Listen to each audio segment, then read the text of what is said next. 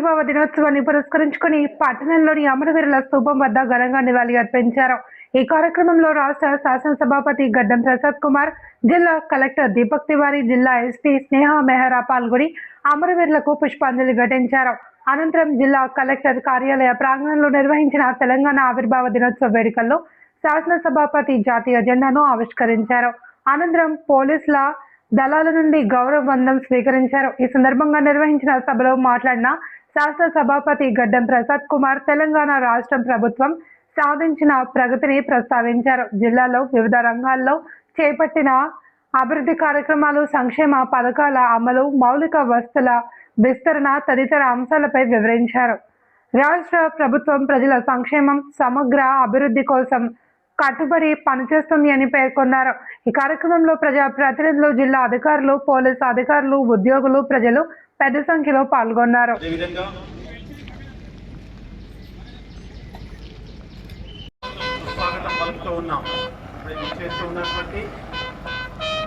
వికారాబాద్ జిల్లా తెలంగాణ రాష్ట్ర దినోత్సవ వేడుకల ముఖ్య అతిథి, జాతీయ పతాక ఆవిష్కర్త, తెలంగాణ రాష్ట్ర శాసన సభాపతి, వికారాబాద్ గడ్డకన్న ముందు బిడ్డ,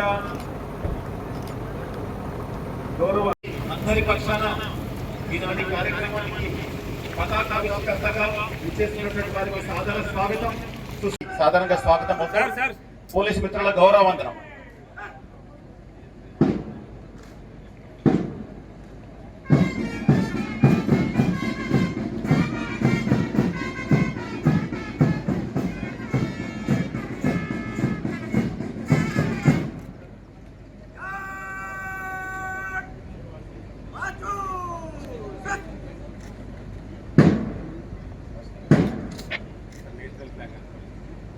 గౌరవ గడ్డం ప్రసాద్ కుమార్ గారి అమృత హస్తముల మీదుగా జాతీయ పతాకావిష్కరణ, అనంతరం జాతీయ గీతం.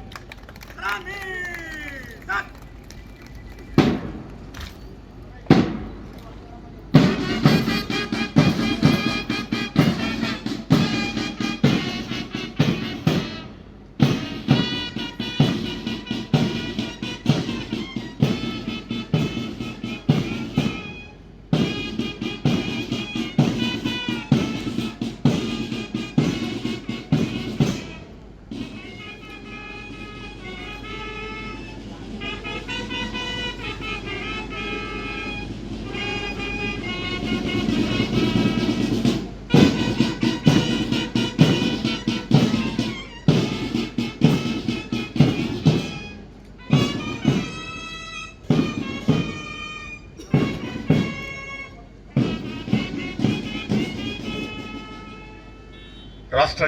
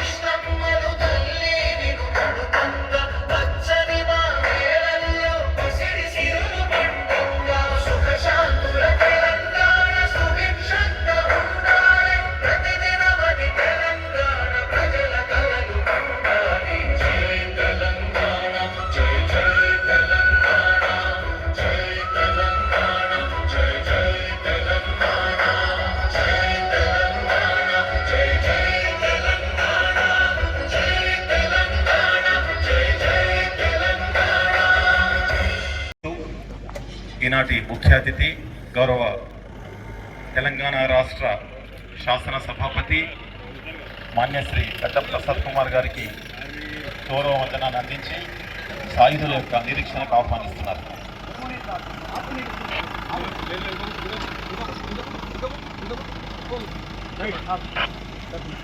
గౌరవ స్పీకర్ గారు, గౌరవ కలెక్టర్ గారు, గౌరవ ఎస్పీ మేడం గారు, క్రమశిక్షణకు, అంకిత భావానికి, సేవా తత్పరతకు మారుపేరుగా నిలిచి ఫ్రెండ్లీ పోలీసింగ్లోనే ప్రత్యేకమైనటువంటి స్థానాన్ని సంతరించుకున్నటువంటి సాయుధులైనటువంటి వికారాబాద్ పోలీస్ బలగాల యొక్క కవాతును సమీక్షించడానికి బయలుదేరుతున్నారు. నిరంతరం కంటికి రెప్పల ప్రజల ప్రాణ మాన ధన రక్షణలో ప్రాణ త్యాగానికి సైతం విరవక 24 గంటలు మనల్ని రక్షిస్తూ కాపాడుతూ చట్టబద్ధమైనటువంటి విధి నిర్వహణలో తమకు తాము అంకితం చేసుకుంటూ మనందరి రక్షణలో మమేకమై తమ జీవితాలను సమర్పించుకునే క్రమంలో కూడా వెనుకంజ వేయక విరవక వీరోచితమైనటువంటి త్యాగాలను సమర్పించినటువంటి తెలంగాణ పోలీస్ యంత్రాంగంలో భాగమైనటువంటి వికారాబాద్ జిల్లా పోలీసు సాయుధుల నేతృత్వం వహిస్తున్నటువంటి ఎస్పీ మేడం గారి సమక్షంలో గౌరవ కలెక్టర్ గారి సామర్థ్యంతో గౌరవ స్పీకర్ గారు వారిని సమీక్షిస్తా ఉన్నారు. గౌరవ పోలీస్ యంత్రాంగానికి అందరి పక్షాన తెలంగాణ రాష్ట్ర ఆవిర్భావం మొదలు 13 వసంతాలుగా ఈ రాష్ట్రానికి వారు అందిస్తున్నటువంటి సేవలు ఎనలేనివి, మరవలేనివి, మరపురానివి అనే విషయాన్ని మరొకసారి గుర్తు చేసుకుంటూ అందరికీ అభినందనలు.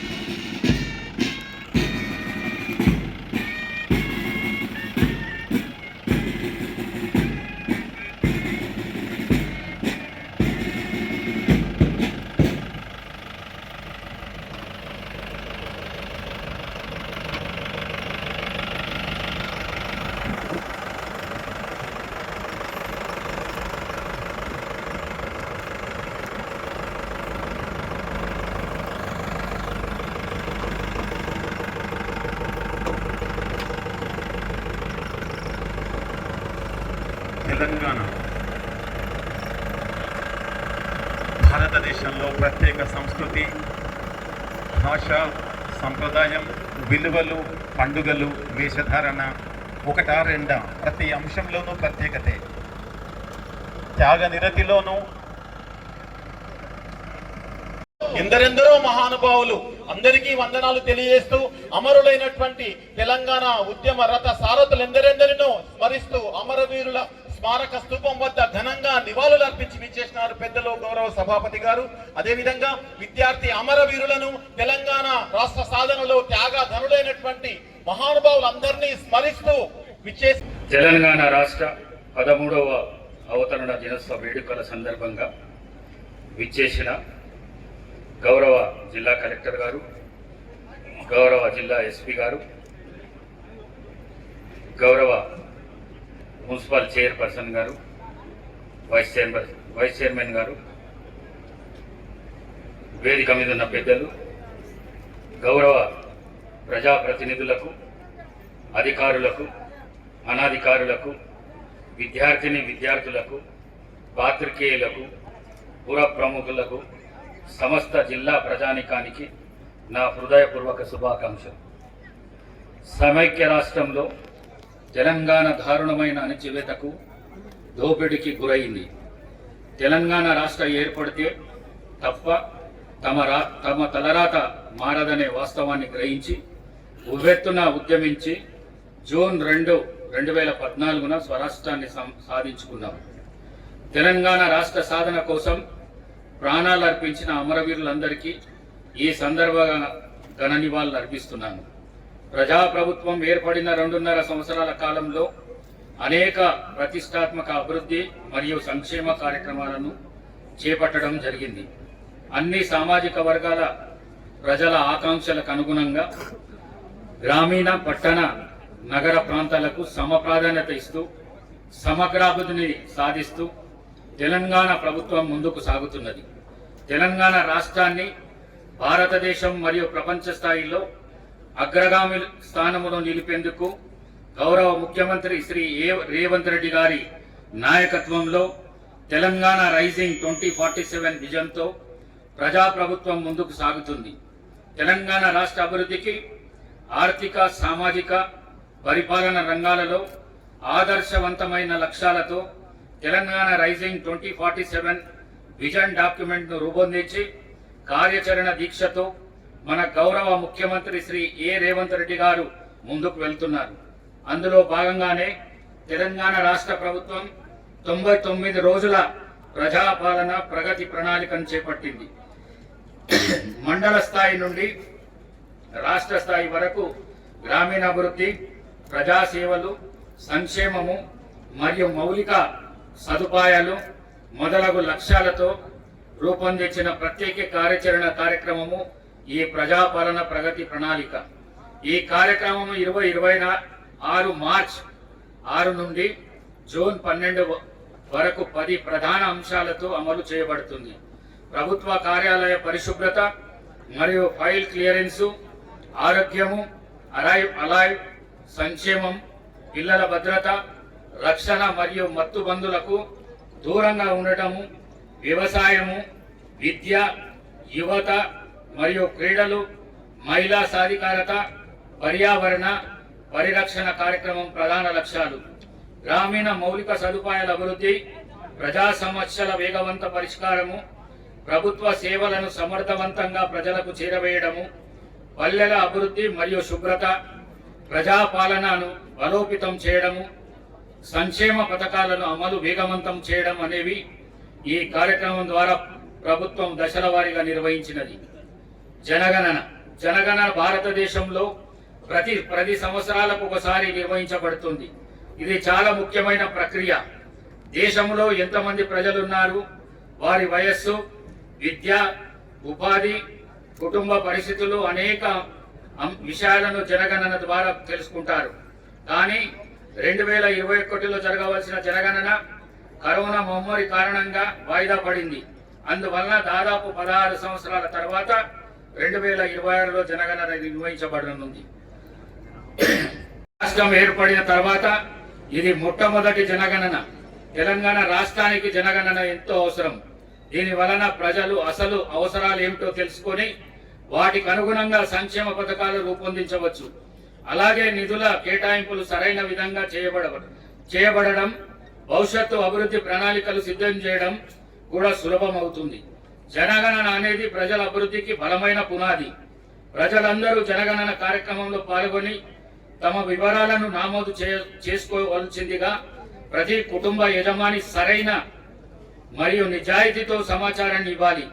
ప్రజలు ఇచ్చే వివరాలు గోప్యంగా ఉంటాయి. వ్యక్తిగత సమాచారం భద్రత కోసం ప్రత్యేక చర్యలు తీసుకుంటారు. మన జిల్లాలో ఇప్పటి వరకు మొత్తం 3,27,000 నివాసాలకు 2,16,000 గృహాల గణన పూర్తయింది. అంటే 81.01% పని విజయవంతంగా పూర్తి అయ్యింది. ప్రతి ఒక్కరి సహకారంతో జనగణన మరింత వేగవంతంగా వికారాబాద్ జిల్లాలో పూర్తి చేద్దాం. ఇందిరమ్మ ఇల్లు, నిరుపేదలకు ప్రతి ఒక్కరికి సొంత ఇంటి కల నిజం చేయాలనే రాష్ట్ర ప్రభుత్వం భావిస్తుంది. ఈ లక్ష్యాన్ని సాధించే క్రమంలో ఇందిరమ్మ ఇండ్ల పథకానికి జిల్లాలో మొత్తం 2,65,000 ప్రజాపాలన దరఖాస్తులు అందాయి. వాటిలో ఇప్పటి వరకు 2,51,000 దరఖాస్తులు సర్వే విజయవంతంగా పూర్తయింది. గత ఏడాది జిల్లాకు కేటాయించబడిన ఇందిరమ్మ ఇండ్ల సంఖ్య 13,464. అందులో జిల్లా కలెక్టర్ గారు ఆమోదించిన ఇందిరమ్మ లబ్ధిదారులు 12,628. వీటికి అదనంగా చెంచులకు 521 మరియు భూమి కోల్పోయిన వారికి 540. మొత్తం జిల్లాకు మంజూరైన ఇండ్లు 13,689. ఇందులో 8,947 ఇండ్లకు ముగ్గు వేయడం జరిగింది. 7,444 ఇండ్లు వివిధ నిర్మాణ దశలో ఉన్నాయి. ఇప్పటికి పూర్తయిన ఇండ్లు 1240. నిర్మాణం పూర్తయిన లబ్ధిదారులు ఇందిరమ్మ ఇళ్లలో గృహ ప్రవేశాలు చేయడం జరుగుతున్నది. జిల్లాలో ఇప్పటి వరకు వివిధ స్థాయిలో ఉన్న ఇందిరమ్మ ఇళ్లకు 186,63,00,000 రూపాయలు లబ్ధిదారుల ఖాతాలో జమ చేయడం జరిగింది. మహాలక్ష్మి పథకం గత ఎన్నికల సమయంలో ఇచ్చిన హామీ మేరకు రాష్ట్రంలో ఆడపడుచులు, ట్రాన్స్జెండర్స్ మరియు ఆర్టీసీ బస్సులో ఉచిత ప్రయాణం సౌకర్యాన్ని ప్రభుత్వం అమలు చేస్తుంది. మహిళలు పైసా ఖర్చు లేకుండా రాష్ట్రంలో ఎక్కడి నుండైనా ఎక్కడికైనా ఉచితంగా ప్రయాణించే సౌలభ్యము ఈ పథకం ద్వారా లభిస్తుంది. వికారాబాద్ జిల్లాలో ఇప్పటి వరకు 5,68,00,000 మంది మహిళలు ఈ ఉచిత రవాణా సౌకర్యాన్ని వినియోగించుకున్నారు. దీని ద్వారా మహిళలకు 2,09,33,00,000 రూపాయలు లబ్ధి చేకూరింది. పేద మహిళలకు సబ్సిడీపై కేవలం 500 రూపాయలకే వంట గ్యాస్ సిలిండర్ సరఫరా చేసే కార్యక్రమాన్ని కూడా రాష్ట్ర ప్రభుత్వం అమలు చేస్తుంది. ఈ పథకం ద్వారా వికారాబాద్ జిల్లాలో 1,35,000 మందికి లబ్ధి చేకూరుతుంది. జిల్లాలో ఇప్పటి వరకు 4,01,000 వంట గ్యాస్ సిలిండర్లను పంపిణీ చేయడం జరిగింది. దీనికి గాను ప్రభుత్వం 10,43,00,000 రూపాయల సబ్సిడీ అందింది. గృహజ్యోతి పథకం గృహజ్యోతి కార్యక్రమాన్ని కింద 200 యూనిట్ల లోపు విద్యుత్ వినియోగదారులకు రాష్ట్ర ప్రభుత్వం ఉచితంగా విద్యుత్ సరఫరా చేస్తుంది. జిల్లాలో మొత్తం 1,45,000 కుటుంబాలకు ఇప్పటి వరకు 85,87,00,000 రూపాయలు సబ్సిడీ ప్రభుత్వం అందజేసింది. రాజీవ్ ఆరోగ్యశ్రీ పథకాన్ని మరింత పటిష్టం పరిచి గతంలో 5 లక్షల కవరేజీని 10 లక్షల రూపాయలకు పెంచడమైనది. ఈ పథకం వల్ల వికారాబాద్ జిల్లాలో ఇప్పటి వరకు 36,969 మంది పేదలు చికిత్సలు పొందగా ప్రభుత్వం 102,77,00,000 రూపాయలు చెల్లించడం జరిగింది. రేషన్ కార్డు జిల్లాలో నూతనంగా 43,589 కొత్త రేషన్ కార్డులు జారీ చేసి 1,62,000 యూనిట్లకు అదనంగా రేషన్ మంజూరు చేయడం జరుగుతున్నది. జిల్లాలో 2,85,000 ఆహార భద్రత కార్డులలో 9,71,000 యూనిట్లకు ప్రతి నెల 6,300 మెట్రిక్ టన్నులు సన్న బియ్యం పంపిణీ చేయడం జరుగుతున్నది. రైతు రుణమాఫీ దేశంలో ఎన్నడూ జరగని రీతిలో ఇచ్చిన హామీ మేరకు 2 లక్షల రూపాయల వరకు రైతు రుణమాఫీ ఏకకాలంలో రుణం మాఫీ చేసి రాష్ట్ర ప్రభుత్వం చరిత్ర సృష్టించింది. జిల్లాలో ఇప్పటి వరకు 1,13,000 మంది రైతన్నలకు 863 కోట్ల రూపాయలు రుణమాఫీ చేసి రైతులను రుణ విముక్తి చేయడం జరిగింది. రైతు భరోసా పథకం ఈ పథకం కింద రైతులకు పంట పెట్టుబడి సాయం కింద ఆర్థిక సాయం అందజేయడం జరుగుతున్నది.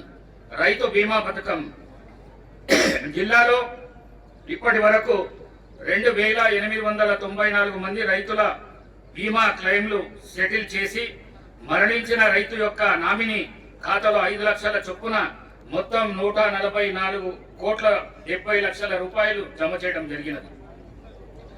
సబ్సిడీ విత్తనాలు 2026-27 వానాకాలానికి సంబంధించి జనుము 1,100 క్వింటాళ్లు మరియు జిలుగా 500 క్వింటాళ్లు 50% సబ్సిడీపై రైతులకు అందుబాటులో ఉన్నాయి.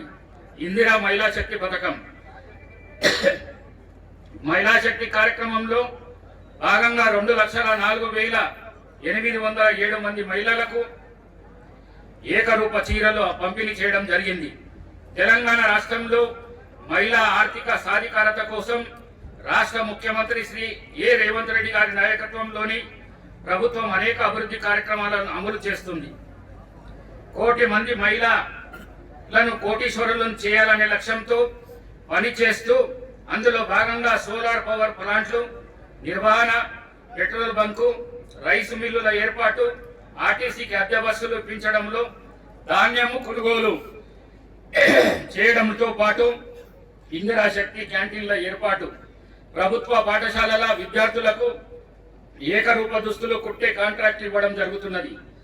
మహిళలు వ్యాపారాలు చేసి ఆర్థిక స్వావలంబన సాధించడం కోసము రాష్ట్రంలో ఏడాదికి 20,000 కోట్ల వడ్డీ లేని రుణాలను డ్వాక్రా మహిళలకు అందజేయడం జరిగింది. మహిళా సంఘాల చేత సోలార్ పవర్ ప్లాంట్ల నిర్మాణంలో భాగంగా కోటపల్లి మండలం బార్వాదలో 10 ఎకరాలలో సోలార్ పవర్ ప్లాంట్ నిర్మాణం పూర్తయి ప్రారంభానికి సిద్ధంగా ఉన్నది. వరి ధాన్యం కొనుగోలు, రైతులకు మద్దతు ధర అందించే కార్యక్రమంలో భాగంగా జిల్లాలో 2025-26 వానాకాలంలో 16,865 మంది రైతుల నుండి 87,734 మెట్రిక్ టన్నుల వరి ధాన్యం సేకరించబడింది. ఇందుకు సంబంధించిన 209 కోట్ల రూపాయలు నేరుగా రైతుల బ్యాంకు ఖాతాల్లో జమ చేయడం జరిగింది. అలాగే సన్న రకం బియ్యం రకం వరి ధాన్యం సాగు ప్రోత్సహించేందుకు ప్రతి క్వింటాల్కు 500 రూపాయలు బోనస్ ఇస్తున్న క్రమంలో మొత్తం 7 కోట్ల రూపాయలను సుమారు 2,000 మంది రైతు ఖాతాల్లో జమ చేయడం జరిగింది. 2025-26 సీజన్ నందు జిల్లాలో 14 CCI పత్తి కొనుగోలు కేంద్రాలను ఏర్పాటు చేసి 7,91,000 క్వింటాల పత్తిని మద్దతు ధరతో 48,643 మంది రైతుల నుండి కొనుగోలు చేయడం జరిగింది. యంగ్ ఇండియా ఇంటిగ్రేటెడ్ రెసిడెన్షియల్ పాఠశాలలు ఒకే చోట చదువుకునే విధంగా అంతర్జాతీయ ప్రమాణాలతో జిల్లాలోని కొడంగల్, వికారాబాద్, తాండూర్ మరియు పరిగి నియోజకవర్గాల్లో 4 యంగ్ ఇండియా ఇంటిగ్రేటెడ్ రెసిడెన్షియల్ పాఠశాలలు మంజూరు చేయడమైనవి. ఒక్కొక్కటి 200 కోట్ల రూపాయలతో 20 ఎకరాల స్థలంలో నిర్మించడానికి నిధులు మంజూరై పనులు పురోగతిలో ఉన్నవి అని తెలియజేయడకు సంతోషిస్తున్నాను. కోడంగల్ నియోజకవర్గంలో అకీంపేటలో కొత్త మెడికల్ నర్సింగ్ మరియు ఫిజియోథెరపీ కాలేజు నిర్మాణం కొరకు 197 కోట్లు మంజూరు చేయబడి పనులు పురోగతిలో ఉన్నవి. అదేవిధంగా అకీంపేట 200 కోట్ల రూపాయలతో మంజూరైన వెటర్నరీ కాలేజీ నిర్మాణ పనులు పురోగతిలో ఉన్నాయి. కొడంగల్లో 430 పడకల ఆసుపత్రి నిర్మాణానికి ప్రభుత్వం 255 కోట్లు మంజూరు చేసింది. ప్రస్తుతం ఇది టెండర్ దశలో ఉన్నది. గోకల్, పసల్వాడ, బూరాజ్పూర్ మరియు కొడంగల్లలో మహాత్మా జ్యోతిరావు పూలే BC బాలుర గురుకుల పాఠశాల నిర్మాణానికి 73 కోట్ల 45 లక్షల రూపాయలు మంజూరయ్యాయి. పనులు పురోగతిలో ఉన్నాయి.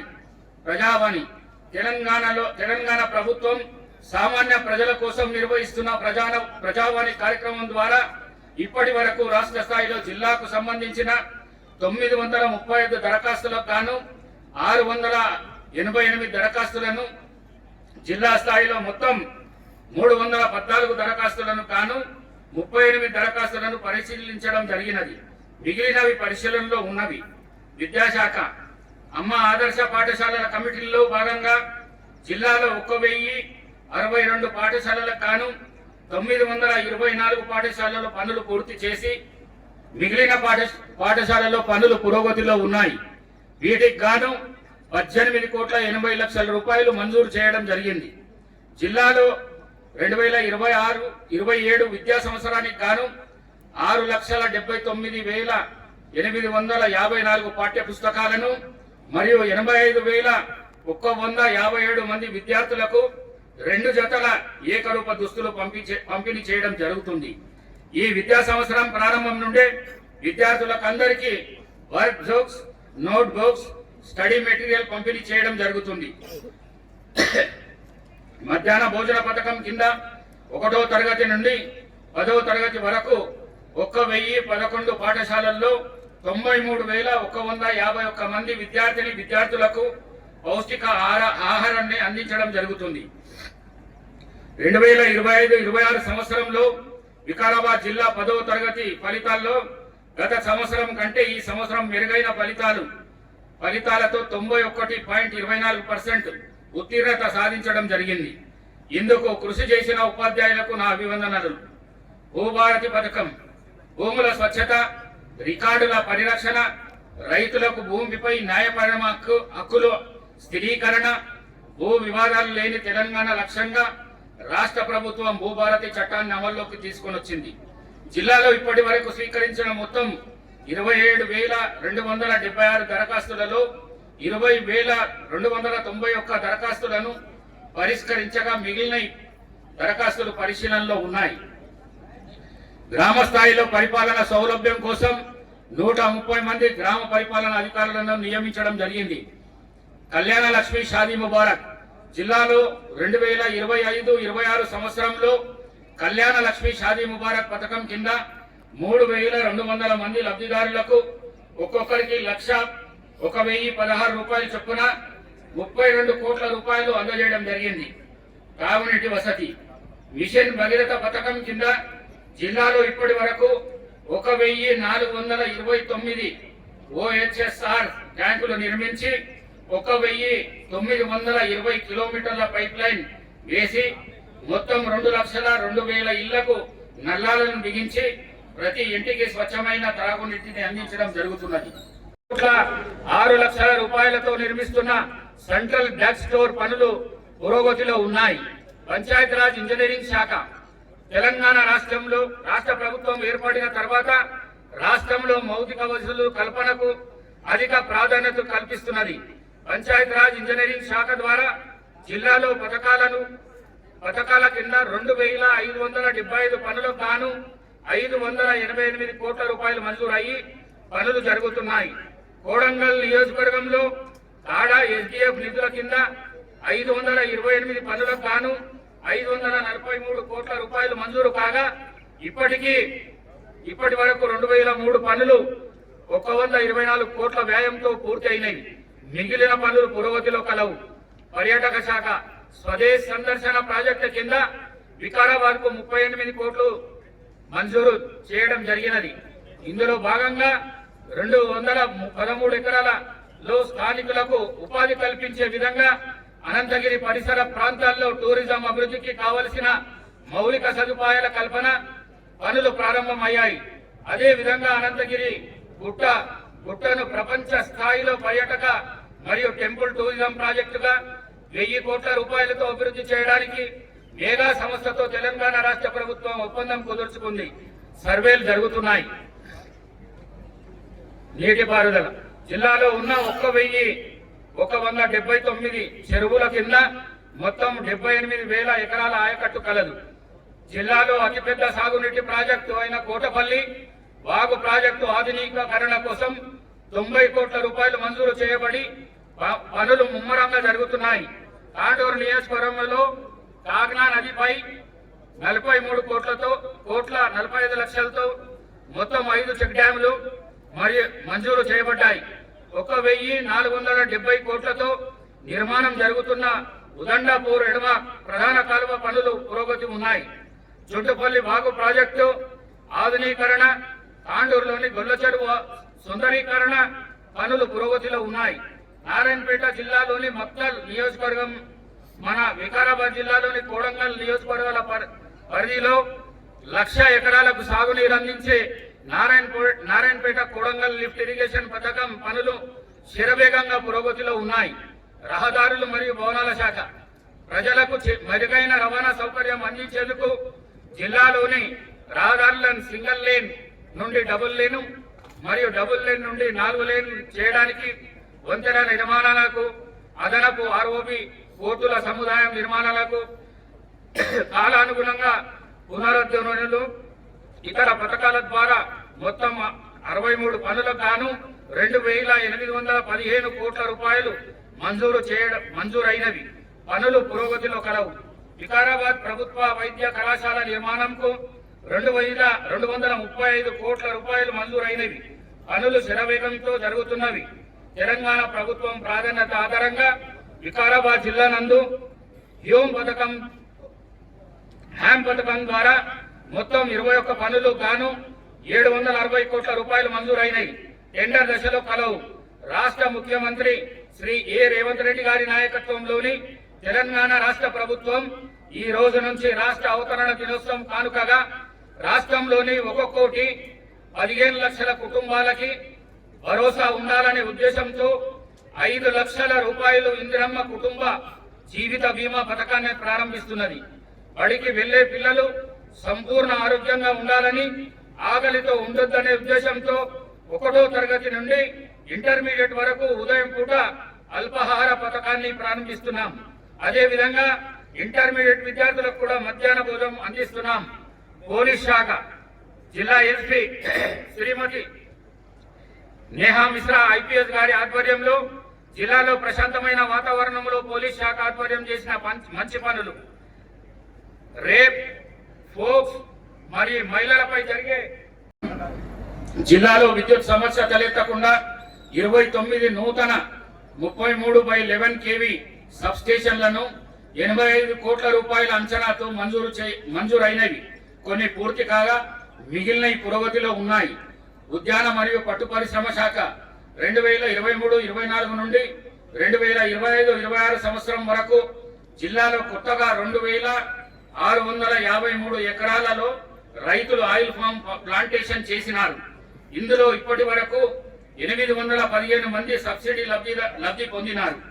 సమీకృత ఉద్యాన అభివృద్ధి మిషన్ ఈ పథకం ద్వారా పండ్ల తోటలు, కూరగాయలు, పూలు మరియు సుగంధ ద్రవ్యాల సాగు, ఉత్పత్తి, ఉత్పాదక మరియు నాణ్యత పెంచుటకు గాను 1433 ఎకరాల్లో ప్లాంటేషన్ చేసినారు. అందులో ఇప్పటి వరకు 8392 రైతులు లబ్ధి పొందినారు. సూక్ష్మ నీటి సేద్య పథకం ఈ పథకం ద్వారా ఎస్సీ ఎస్టీ రైతులకు 100%, బీసీ రైతులకు 90% మరియు ఇతర రైతులకు 80% రాయితీపై డ్రిప్ మరియు స్ప్రింక్లర్లు పద్ధతులను అందిస్తున్నాం. 2025-26 ఆర్థిక సంవత్సరంలో ఇప్పటి వరకు 7950 ఎకరాలలో రేపు సాగు అమలు చేయబడగా 2705 మంది రైతులకు లబ్ధి పొందారు. అలాగే 2794 ఎకరాల్లో స్ప్రింక్లర్ పద్ధతి అమలు చేయబడగా 1533 మంది రైతులు లబ్ధి పొందినారు. మహిళా శిశు దివ్యాంగుల మరియు వయోవృద్ధుల సంక్షేమ శాఖ ద్వారా జిల్లాలో బాల బాలికలకు పౌష్టికారాన్ని అందించడంతో పాటు విద్యను అందించాలనే సంకల్పంతో అంగన్వాడీ కేంద్రాలను ప్రీ స్కూల్స్ గా మార్చడమైనది. గ్రామీణ పేదరిక నిర్మూలన సంస్థ జిల్లాలోని 20 మండలాలకు సంబంధించి 1,66,000 మహిళలతో 16,713 పొదుపు సంఘాలు, 651 గ్రామ సంఘాలు, 20 మండల సమైక్య, ఒక జిల్లా సమైక్య ఆధ్వర్యంలో వివిధ కార్యక్రమాలను నిర్వహించడం జరుగుతున్నది. బ్యాంకు లింకేజ్ నుండి 8,797 స్వయం సహాయక సంఘాలను 1,513 కోట్ల రూపాయలు పంపిణీ చేయడం జరిగింది. చేయుత పెన్షన్లు జిల్లాలో చేయుత పెన్షన్ల ద్వారా 1,06,687 మంది లబ్ధిదారులకు ప్రతి నెల 2,016 రూపాయల చొప్పున, దివ్యాంగులకు 4,016 రూపాయల చొప్పున చెల్లింపబడుతున్నాయి. ఈ కార్యక్రమాల ద్వారా వృద్ధులు, వితంతువులు, కల్లుగీత, బీడి, చేనేత కార్మికులకు, విభిన్న ప్రతిభావంతులకు, ఒంటరి మహిళలు మరియు ఫైలేరియా, హెచ్ఐవి వ్యాధిగ్రస్తులు లబ్ధి పొందుతున్నారు. పట్టణ పేదరిక నిర్మూలన సంస్థ ద్వారా జిల్లాలోని అన్ని మున్సిపాలిటీల్లోని 622 మహిళా సంఘాలకు 80 కోట్ల రూపాయల బ్యాంకు లింకేజ్ ఇప్పించడం జరిగింది. ఇందిరా మహిళా శక్తి ద్వారా పథకంలో భాగంగా జిల్లాలో 157 మహిళా సంఘాలు సభ్యులు 2,90,00,000 రూపాయలతో వివిధ రకాల యూనిట్లు వ్యక్తిగత నిలుపుకున్నారు. పశు సంవర్ధక శాఖ జిల్లాలో 40 డాక్టర్ స్థాయి పశు వైద్యశాలలు, 60 వెటర్నరీ సబ్ సెంటర్లు, 30 స్వయం ఉపాధి గోపాల మిత్రులు మరియు 4 సంచార పశు వైద్యశాలలు పనిచేస్తున్నాయి. పశుగ్రాస విత్తనాల పంపిణీ గత 2 ఏళ్లలో జిల్లాలోని రైతులకు 75%పై 30 మెట్రిక్ టన్నుల పశుగ్రాసం విత్తనాలు సరఫరా చేయడం జరిగినది. మత్స్యశాఖ 2025-26 సంవత్సరం గాను జిల్లాలోని 617 చెరువులలో 1,04,00,000 చేప పిల్లలను 100% సబ్సిడీతో వదలడం జరిగింది. వైద్య మరియు ఆరోగ్య శాఖ జిల్లా పరిధిలోని గల అన్ని ఆరోగ్య కేంద్రాలలో ఈ సంవత్సరం 3 లక్షల మంది అవుట్ పేషెంట్లు వివిధ రోగ నిర్ధారణ పరీక్షలు ఉచితంగా చేయడమైనది. 26 కోట్లతో పరిగి 100 పడకల ఆసుపత్రి నిర్మాణం, 10,50,00,000తో బషీరాబాద్ లో 30 పడకల కమ్యూనిటీ హెల్త్ సెంటర్, 27 కోట్లతో కోడంగల్లో 240 పడకల ఆసుపత్రి పనులు పురోగతిలో ఉన్నాయి. వికారాబాద్ లో 23,75,00,000 ఏర్పాటు చేసిన 50 పడకల క్రిటికల్ కేర్ హాస్పిటల్ ప్రారంభించడానికి సిద్ధంగా ఉన్నది. బాధితులకు మానసిక, న్యాయపరమైన మరియు వైద్య సహాయం అందించడంలో వికారాబాద్ జిల్లా భరోసా కేంద్రం కీలక పాత్ర పోషిస్తుంది.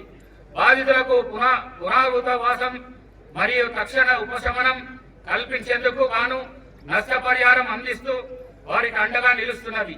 మహిళా రక్షణే ధ్యేయంగా జిల్లా మహిళలు, విద్యార్థినుల రక్షణ కోసం మరియు ఈవ్ టీజింగ్ అరికట్టడానికి షీ టీమ్స్ నిరంతరం నిఘా ఉంచుతున్నారు. ఇందులో భాగంగా ఇప్పటి వరకు 9 FIR కేసులు, 21 పెట్టి కేసులు నమోదు చేయడమే కాకుండా పెట్టుబడిన 17 మంది వారి కుటుంబ సభ్యుల సమక్షంలో కౌన్సిలింగ్లు నిర్వహించి ప్రవర్తనలో మార్పు తెచ్చే ప్రయత్నం చేశారు. అలాగే మహిళలు తమ హక్కులు, రక్షణ చట్టాల పట్ల ద్వారా అవగాహన పెంచుకునే జిల్లా వ్యాప్తంగా 132 అవగాహన సదస్సులు, కార్యక్రమాలు నిర్వహించడం జరిగింది. జిల్లాలో నేరాల నియంత్రణ, శాంతి భద్రతల పరిరక్షణ మరియు నిందితులను త్వరగా పట్టుకోవడంలో CCTV కెమెరాలు కీలక పాత్ర పోషిస్తున్నాయి. ప్రజల భాగస్వామ్యంతో జిల్లా వ్యాప్తంగా ఎత్తున కెమెరాలు ఏర్పాటు ప్రక్రియ సాగుతుంది. జిల్లాలో చట్ట విరుద్ధమైన పనులను మరియు రవాణాపై పోలీస్ శాఖ కఠినమైన రెస్పాన్స్ చర్యలు చేపట్టింది. మాదక ద్రవ్యాల నిర్మూలనకు, జూదాన్ని అరికట్టేందుకు, పేదల బియ్యాన్ని అక్రమంగా తరలిస్తున్న వారిపై PDS రైస్ కేసులు, నకిలీ విత్తనాలు విక్రయతలపై స్పూరియస్ సీడ్స్ కేసులు నమోదు చేశారు. అలాగే రోడ్డు ప్రమాదాల నిర్వహణకు గాను మోటార్ వెహికల్ యాక్ట్ కింద 26,565 కేసులు మరియు మద్యం మత్తులో వాహనాలు నడిపిన వారిపై డ్రంక్ అండ్ డ్రైవ్ కేసులు నమోదు చేసి భారీగా జరిమానాలు విధించడం జరిగింది. ప్రభుత్వ పథకాలు, అభివృద్ధి కార్యక్రమాలను ప్రజల వద్దకు తీసుకెళ్లి రాష్ట్రంలో మన జిల్లాను వివిధ రంగాలలో అగ్రగామిగా నిలిపేందుకు నిరంతరం కృషి చేస్తున్న ప్రజాప్రతినిధులు, జిల్లా కలెక్టర్, అడిషనల్ కలెక్టర్లు, జిల్లా పోలీస్ యంత్రాంగానికి, వివిధ శాఖల అధికారులకు, ఉద్యోగులకు, బ్యాంకర్లకు, ప్రింట్, ఎలక్ట్రానిక్ మీడియా ప్రతినిధులకు, స్వచ్ఛంద సంస్థలకు అందరికీ కృతజ్ఞతలు తెలియజేస్తున్నాను. ప్రజా సంక్షేమం కోసం ప్రవేశపెట్టిన అనేక అభివృద్ధి సంక్షేమ పథకాలను ఇంకా పటిష్టంగా అమలు చేయడానికి అంకిత భావంతో, నీతి నిజాయితీతో, నిస్వార్థంగా, పారదర్శకంగా పనిచేస్తూ జిల్లా అభివృద్ధికి శక్తి వంచన లేకుండా కృషి చేయాలని ప్రతి ఒక్కరిని కోరుతూ మీ అందరికీ రాష్ట్ర ఆవిర్భావన దినోత్సవ శుభాకాంక్షలు తెలియజేస్తూ ఈ నా సందేశాన్ని ముగిస్తున్నాను. జై హింద్, జై తెలంగాణ. జై తెలంగాణ.